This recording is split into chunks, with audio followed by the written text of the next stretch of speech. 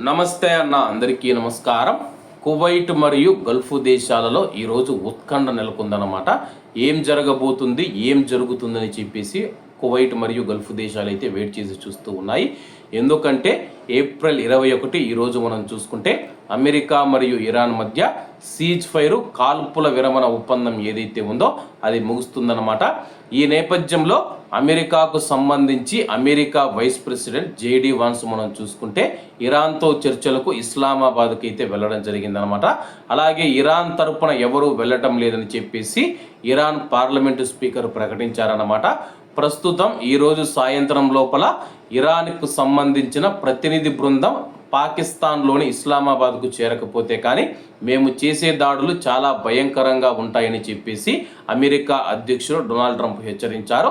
ఈ నేపథ్యంలో కువైట్ మరియు గల్ఫ్ దేశాలు మనం చూసుకుంటే గత వారం రోజుల నుంచి 10 రోజుల నుంచి చాలా ప్రశాంతంగా ఉన్నాయి.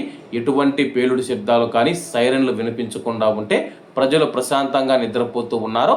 ఒకవేళ ఇరాన్ యొక్క చర్చలకు రాకపోతే కానీ మళ్ళీ అమెరికా భీకర స్థాయిలో అయితే ఇరాన్ పైన విరుచుకుపడుతుంది. ఇరాన్ ప్రతిగా మనం చూసుకుంటే అమెరికా మీద దాడి చేయదనమాట.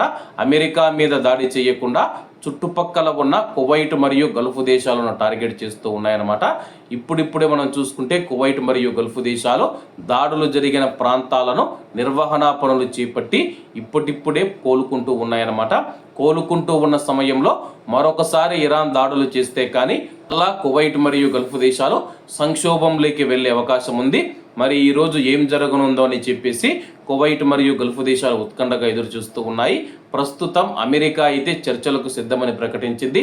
ఇరాన్ మాత్రం చర్చలకు సిద్ధంగా లేము, మేము చెప్పిన ఒప్పందాన్ని మీరు ఒప్పుకోవాలని చెప్పేసి డిమాండ్ చేస్తూ ఉంది. ఇరాన్ ఓడరేవుల దిగ్బంధనాన్ని ఎత్తేయాలని చెప్పేసి కోరుతూ ఉంది.